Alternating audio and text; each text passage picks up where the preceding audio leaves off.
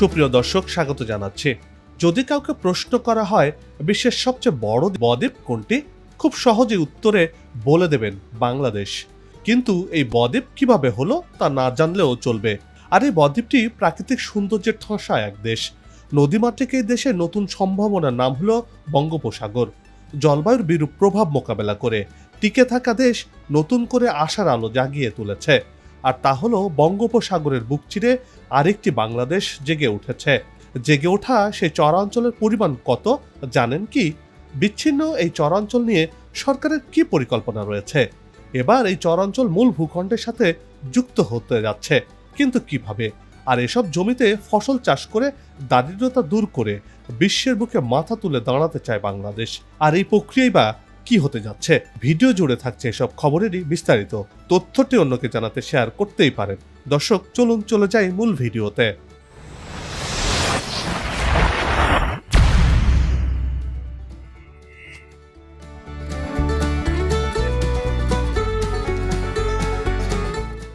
বদ্বীপ একটি প্রাকৃতিক ভূমি, যা নদীর মোহনায় দীর্ঘদিনের জমাট পলি অথবা নদীবাহিত মাটির সৃষ্ট দ্বীপ। একটি নদী বয়ে গিয়ে যখন কোনো জলাধার, হ্রদ, সাগর কিংবা মহাসাগরে পড়ে, তখন নদীমুখে বদ্বীপ তৈরি হয়। এটাই বদ্বীপ। বাংলাদেশ নদীমাতৃক দেশ। শাখা প্রশাখা সহ প্রায় ৩১০টি নদ নদী বিপুল জলরাশি নিয়ে দেশের মধ্য দিয়ে বয়ে গেছে। আর নদী বয়ে চলার পথে পলিমাটি বহন করে। নদীর এই পলিমাটি দিয়ে বিশ্বের সবচেয়ে বড় বদ্বীপ সৃষ্টি হয়েছে।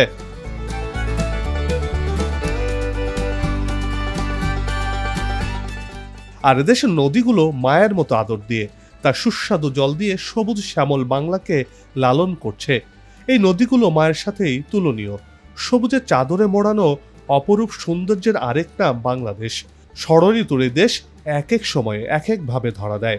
পৃথিবীর বৃহত্তম বদ্বীপ বাংলাদেশ প্রাকৃতিক সৌন্দর্যের এক লীলা নিকেতন।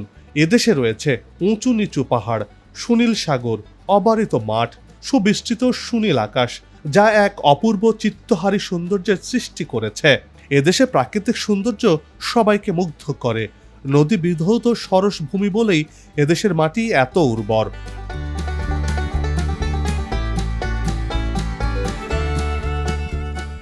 বৈশ্বিক উষ্ণতা বৃদ্ধির বহুমুখী প্রভাবে দেশে বেড়েছে নদী ভাঙ্গন, বেড়েছে ভূমিধস, নদীর নাব্যতারাস, পলি জমে চর জাগা, লবণাক্ততা বৃদ্ধি সহ নানা ধরনের নেতিবাচক চিত্র পরিলক্ষিত হচ্ছে এদেশে। জলবায়ু পরিবর্তনের বিরূপ প্রভাবে দেশের উপকূলীয় অঞ্চল তলিয়ে যাওয়ার হুমকিতে রয়েছে। জলবায়ু পরিবর্তনের বিরূপ প্রক্রিয়ায় বাংলাদেশ সহ কয়েকটি দেশের সিংহভাগ ভূখণ্ড সমুদ্রতলে তলিয়ে যাওয়ার আশঙ্কা বিশ্ব জুড়ে তোলপাড় চলছে। ঠিক এমন সময় জনমনে সীমাহীন আশা জাগিয়ে চট্টগ্রাম, নোয়াখালী, বরিশাল, খুলনা সহ দেশের দক্ষিণাঞ্চলের সাগরের বুক চিরে জেগে উঠছে নতুন নতুন ভূখণ্ড, জেগে উঠছে আরেক নতুন বাংলাদেশ। সাগরে জাগছে নতুন করে স্বপ্ন।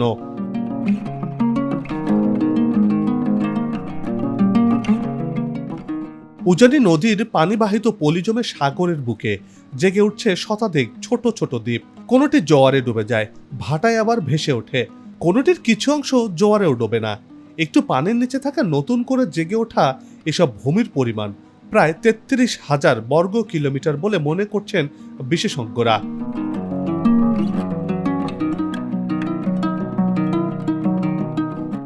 এরই মধ্যে এসব চরগুলো সবুজ ঘাসে ভরে গেছে। তার বুক চিরে দেখা দিয়েছে নতুন কচি গাছগাছালি আর লতাগুল্মর কুঁড়ি, পাখির কলতান আর ওড়াউড়িতে মুখর পুরো এলাকা।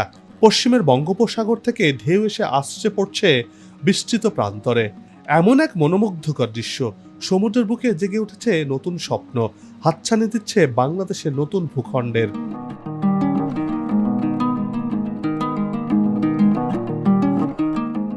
বঙ্গোপসাগরের মেঘনার মোহনায় চট্টগ্রামের সন্দ্বীপের পশ্চিম উপকূল ঘেঁষে দীর্ঘ ২০ কিলোমিটার এলাকা জুড়ে বিশাল জলরাশির বুক চিরে জেগে উঠছে নতুন ভূমি। উপকূল ঘেঁষে জেগে ওঠা নতুন চরের প্রায় ২ কিলোমিটার অংশ জুড়ে এখন সবুজ ঘাসের সমারোহ। এর পরের কয়েক কিলোমিটার জুড়ে জেগে উঠছে বিশাল চর। জেগে ওঠায় চর দীর্ঘ সময় ধরে ভাঙন কবলিত দ্বীপের মানুষের মাঝে নতুন আশার আলো জাগিয়েছে। সন্দ্বীপ ও হাতের উপকূল ঘেঁষে দ্রুত জেগে ওঠা চরের বিশাল অংশ জুড়ে জন্ম নেওয়া উড়ির চর সবুজ সমারোহ নতুন আশার আলো জাগিয়েছে।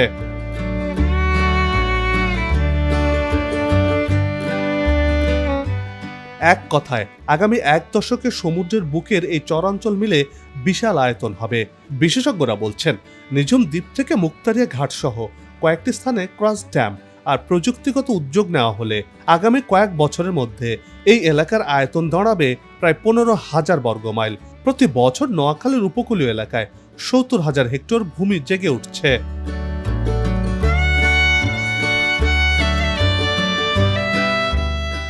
আর তাই এসব চরাঞ্চলকে ঘিরে নতুন করে স্বপ্ন দেখছে বাংলাদেশ। নতুন পরিকল্পনা এঁটে এগিয়ে যাচ্ছে দুর্বার গতিতে। সংশ্লিষ্টরা বলছেন, দেশের যে বিশাল সমুদ্র সীমা রয়েছে তাকে কাজে লাগাতে হবে। ব্লু ইকোনমি বা সুনীল অর্থনীতির ক্ষেত্রে বাংলাদেশ অত্যন্ত সম্ভাবনাময় একটি দেশ হিসেবে প্রতিষ্ঠিত হতে পারে বলেও মনে করছেন তারা। আর সেই সম্ভাবনাকে কাজে লাগাতে চায় লাল সবুজের এই বাংলাদেশ।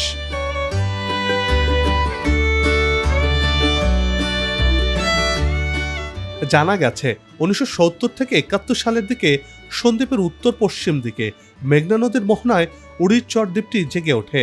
এটি চট্টগ্রাম জেলার সন্দ্বীপ উপজেলার একটি ইউনিয়ন।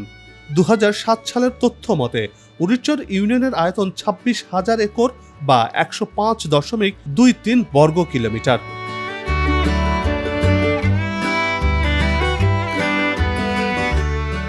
আর নতুন জেগে ওঠা চরাঞ্চলকে নিয়ে কি পরিকল্পনা এঁটেছে বাংলাদেশ? দর্শক, এবার চলুন সেই তথ্যটি জেনে নেওয়া যাক। সুজলা সুফলা শস্য শ্যামলা বাংলাদেশ। 56,000 বর্গমাইলের দেশটি কৃষি নির্ভর। বাংলাদেশের মোট জমির পরিমাণ 3,34,00,000 একর, মতান্তরে 3,57,63,000 একর। বাংলাদেশের মোট আবাদযোগ্য জমির পরিমাণ 2,01,57,000 একর। দেশের জাতীয় আয়ের এক বিশাল অংশ আসে এই কৃষি খাত থেকে।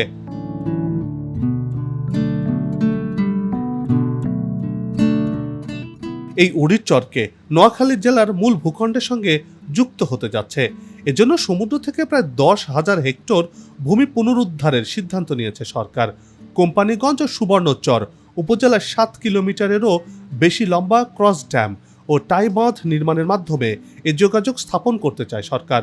সমুদ্র থেকেই ভূমি পুনরুদ্ধার সহ নানা উন্নয়ন মাথায় রেখে 588,94,00,000 টাকা ব্যয়ের একটি প্রকল্প অনুমোদন দিয়েছে সরকার, যেখান থেকে প্রায় 2,736 মেট্রিক টনেরও বেশি খাদ্যশস্য উৎপাদন করা যাবে বলে ধারণা করা হচ্ছে।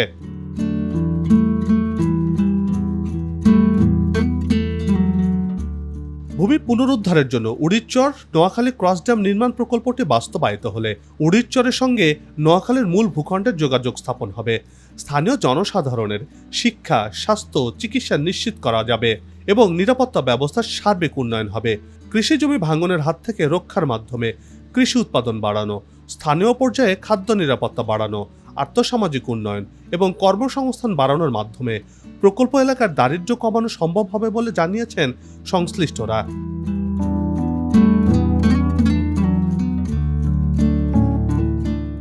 পানি সম্পদ মন্ত্রণালয়ের সূত্র বলছে, সমুদ্রের যে সম্পদ রয়েছে তার টেকসই উন্নয়নের জন্য সঠিকভাবে ব্যবহার প্রয়োজন। বাংলাদেশের সমুদ্র সীমায় তেল, গ্যাস সহ অন্যান্য মূল্যবান সম্পদ উত্তোলন, মৎস্য সম্পদ আহরণ, বন্দরের সুবিধা সম্প্রসারণ ও পর্যটনের ক্ষেত্রে পরিকল্পনা মাফিক কার্যক্রম পরিচালনা করতে চায় সরকার। আর এটি বাস্তবায়ন করে 2030 সাল নাগাদ প্রতি বছর $2.5 লাখ কোটি আয় করা সম্ভব বলে মনে করছেন বিশেষজ্ঞরা।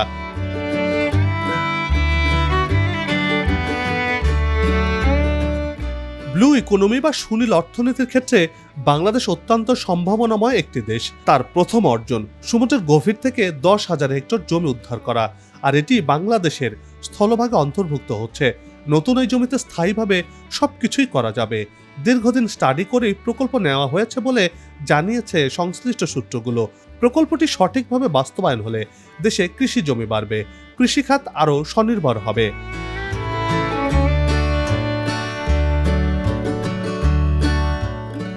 মন্ত্রণালয় সূত্রে জানা গেছে, মেঘনা নদীর মোহনায় নদী ভাঙ্গন ও ভূমি পুনরুদ্ধার চলমান একটি প্রাকৃতিক প্রক্রিয়া। মেঘনা নদীর মোহনায় বর্তমানে প্রতি বছর প্রাকৃতিকভাবে প্রায় 9 বর্গ কিলোমিটার চর জেগে উঠছে। 2009-10 সালে চর ডেভেলপমেন্ট অ্যান্ড সেটেলমেন্ট প্রকল্পের আওতায় ইনস্টিটিউট অব ওয়াটার মডেলিং এর মাধ্যমে একটি সমীক্ষা সম্পন্ন করা হয়। সমীক্ষায় সন্দ্বীপ, উড়ির চর উরিরচর নোয়াখালীর জাহাজজার চর বা স্বর্ণদ্বীপ এবং জাহাজজার চর স্বর্ণদ্বীপ 4টি ক্রস ড্যামের স্থান নির্ধারণ করা হয়।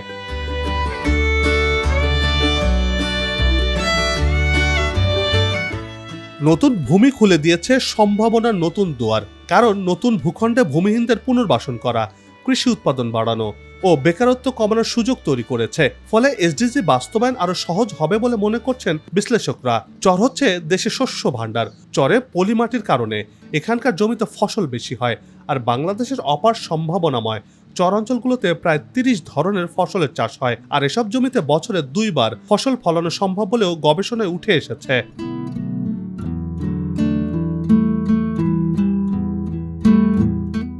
প্রাথমিকভাবে ব্লু ইকোনমি থেকে 10,000 হেক্টর নতুন জমি পেতে যাচ্ছে বাংলাদেশ। এই চরাঞ্চলে আধুনিক প্রযুক্তি ব্যবহার করে সর্বোচ্চ সুবিধা নিতে চায় সরকার। পরিকল্পনা কমিশনের প্রস্তাব অনুযায়ী 2023 সালের জানুয়ারিতে শুরু হওয়া প্রকল্পটি 2026 সালের জুন নাগাদ শতভাগ বাস্তবায়িত হবে। এতে আর্থসামাজিক উন্নয়নের পাশাপাশি কর্মসংস্থান সৃষ্টি হবে, বাড়বে এই এলাকার কর্মচঞ্চলতা।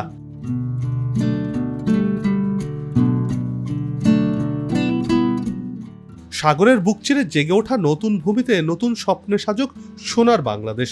ধরাদেক উন্নয়ন লক্ষ্যমাত্রা, সুখী সমৃদ্ধ বাংলাদেশ গড়ে উঠুক। আসুক নতুন দিন, লাগুক খাওয়া উন্নয়নের পালে। এমন প্রত্যাশাই পর্ব থেকে বিদায় নিচ্ছি। তবে যাবার আগে সেই একই অনুরোধ, যেখানে সেখানে ময়লা আবর্জনা ফেলবেন না, পরিবেশের ক্ষতি করবেন না। আপনি যদি চ্যানেলটিতে নতুন হয়ে থাকেন আর ভিডিওটি ভালো লাগে, তাহলে চ্যানেলটি সাবস্ক্রাইব করে ভালোবাসায় আবদ্ধ করবেন। ভালো লাগা না লাগার বিষয়টি কমেন্টে লিখে জানাবেন। কি ধরনের ভিডিও দেখতে চান তাও জানানোর অনুরোধ রইল। আগামীতে আবারও দেখা হবে নতুন কোনো জায়গা, তথ্য, ইতিহাস আর উন্নয়ন চিত্র নিয়ে। নিরাপদে থাকুন, ভালো থাকুন, আমাদের সাথেই থাকুন, দেখতে থাকুন দেশের এগিয়ে যাওয়ার চিত্র।